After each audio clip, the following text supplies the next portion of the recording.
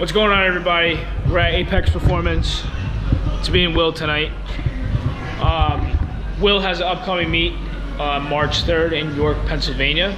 It's an IPA meet, and briefly, I wanted to take a moment to take a video on why we prefer to train in the IPA meets as opposed to the USAPL meets. So, Will is going to be competing in the IPA meet.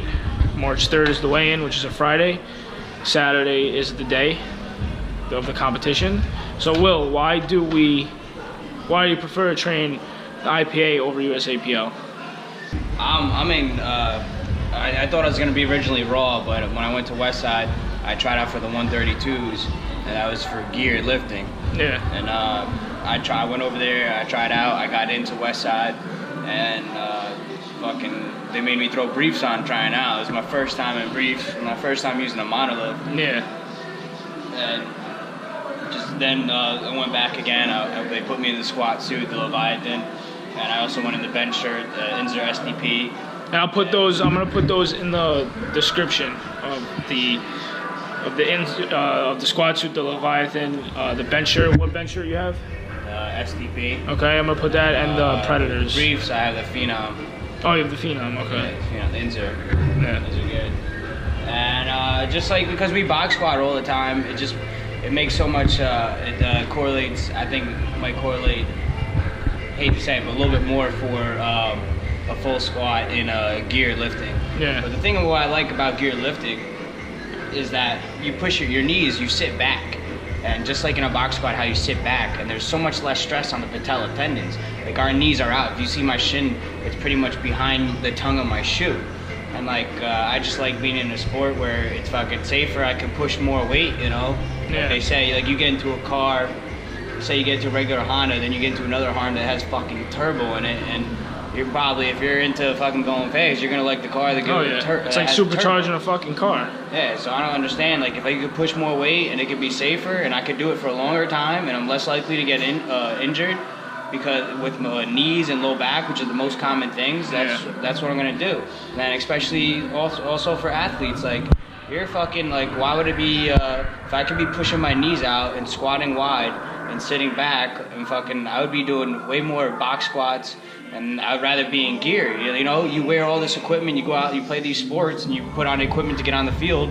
Why risk anything in the gym when you're not even on the field? Yeah, exactly. You know?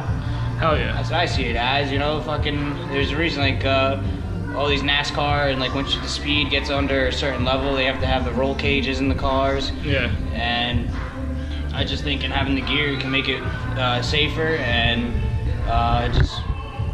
constantly enable people to push numbers to get stronger. Now, because you can stay in the federation, likely to stay in it longer. Yeah, exactly. You know, I think a lot of raw squatters, it's a lot on the knees and the low back. Now, we just had a conversation with somebody a little while ago about weigh-ins. What are your thoughts on the weigh-ins for the IPA meets? 24 hours before or 2 hours before? Because I know IPA is 24 and then USAPL is 2 hours before. What are your thoughts on that? Well, they said you should just compete at what you weigh at normally. Like that's good too, but I like what I didn't understand about the IPA when I learned about the 24-hour weigh-in is it's just we want to get to as low as possible. Like, and that's what makes the sport more competitive is the weigh-in. Like not only like you get the fucking, if you're very competitive, most likely these people are cutting big weight and then you're fucking gaining it back right after you weigh in, and you have to know how to do that. Like, when I missed the 132, I went into 148. The 148's for me, and for the 132 I cut 30 pounds. I missed. For the 148 I cut like 20 something pounds.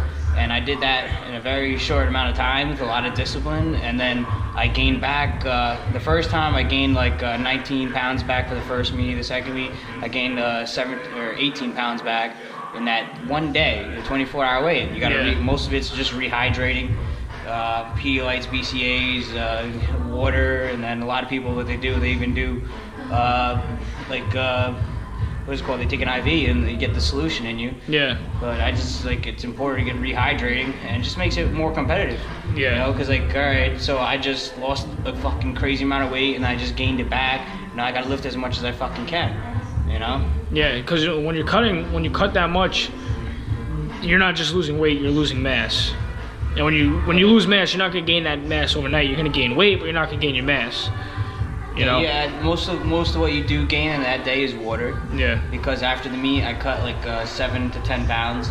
By the end of the meet, and the next day I drop back down. And Yeah, you're fucking 3 gallons a day.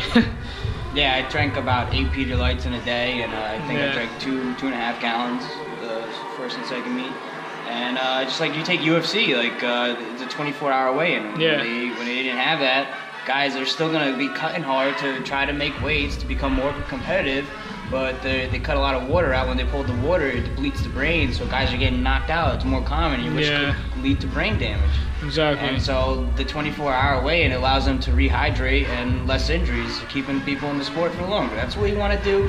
Like you like the sport, you want to be in it, you want to have a longer career in it.